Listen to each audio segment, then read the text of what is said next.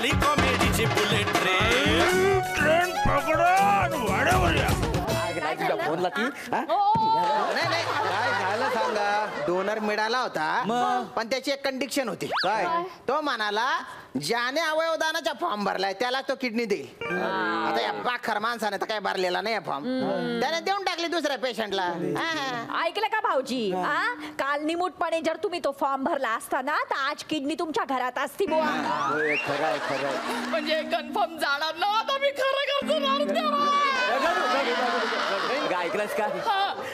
मरायच्या अगोदर मला काही गोष्टी तुला सांगायच्या आहेत. सांगा सांगा. तुला सांगतो काय माहितीये, मी रोज सकाळी आहे ना मुद्दाहून माझ्या उष्ट्या कपातनं तुला चहा द्यायचं.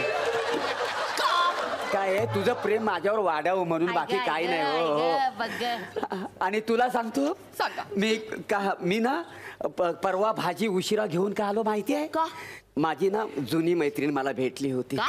हो, आणि मी तिला कॉफी पण पाजली. हो नाही, ती सांगतो त्याची हिस्ट्री फार मोठी आहे. ते परवा मी गाजर पाव किलो आणले आणि तुला 1 किलो सांगितले. उरलेल्या पैशातनं मी तिला कॉफी पाजली. ती तुम्हाला अंगठी बनवली होतीस ना? साखरपुडा. हो 2.25 तोळे. हो 2.25 तोल्याची. कसली कर्माची आपले. ती हरवली नाही, ती माझी मैत्रीण आहे ना तिला दिली. तर तिचा नवरा ऍडमिट होता ना म्हणून तिला गरज होती म्हणून मी तिला दिली होती. मदत म्हणून दिली, बाकी काय कोणाला तरी उपयोगी पडली ना. आणि पुढची एक महत्वाची गोष्ट सांगायची. काय? ती आपली सुरेखा आहे. मोरे, तुम्ही आता आणखीन काही गुपित उघडी करू नका. अहो श्रोत्री, आता काय, आता राग होणार हो. आता सगळा मोकला करून टाकायचंय. नाही, ती राग तुमची आत्ता होऊ शकते. म्हणजे किडण्यांमुळे मेला नाही तरी वहिनींच्यातून नक्की मारा. ऐका, तुमच्या दोन्ही किडन्या शाबूत आहेत. तुम्हाला काही झालेलं नाहीये. तुमचे सगळे रिपोर्ट्स नॉर्मल आहेत. तुमची पोटदुखी एका गोळीने बरी होऊ शकते. माझ्या किडण्या खराब झालेल्या नाही आहे. काय नाही झालेलं. मला कशाला तुम्ही गंडवला, फसवला कशासाठी? काही नाही मोरे, काही असं झालेलं नाही. तुमची जस्ट आम्ही गंमत केली. कसं आहे, तुम्हाला अवयवदानाचं महत्व पटावं ना यासाठी हा सगळा खेळ मांडला. काय तुम्ही? आणि काय तुमच्या मनात जे समज गैरसमज होते ना ते दूर व्हावेत म्हणून आम्ही हा बनाव केलेला होता. आणि त्यात मोरे वहिनींनी सुद्धा आम्हाला साथ दिली होती. काय सांगतो तू होतीस का? तसं नव्हतं. तुम्ही थांबा. सगळं काढते, कॉफी, गाजर, अंगठी.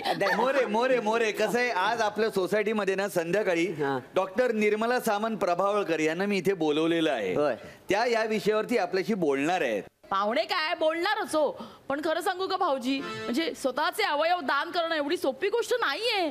आणि नातेवाईकांनी त्या क्षणी तो निर्णय घेणं हे खूप कठीण असतं भाऊजी. तेच सांगतोय, त्यांनी त्या क्षणी तो निर्णय घेतला होता. मी त्यांची एकुलती एक मुलगी अकाली गेली त्यावेळी त्यांनी तिथे सगळे अवयव दान केले.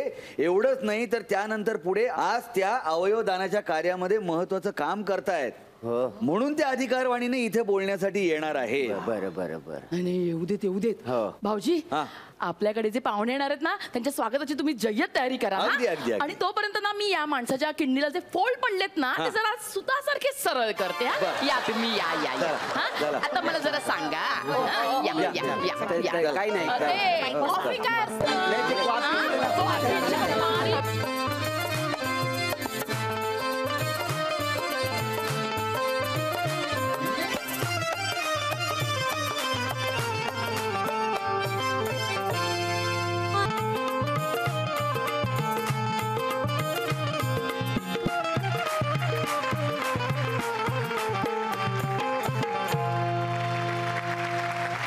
मुंबईच्या माजी महापौर, राष्ट्रीय महिला आयोगाच्या माजी अध्यक्षा आणि महिला चळवळीतील अत्यंत सक्रिय अशा कार्यकर्त्या डॉक्टर निर्मलाताई सामंत प्रभावळकर यांचे इथे आगमन झालेले. जोरदार टाळ्या वाजवून आपण त्यांचं स्वागत करूया.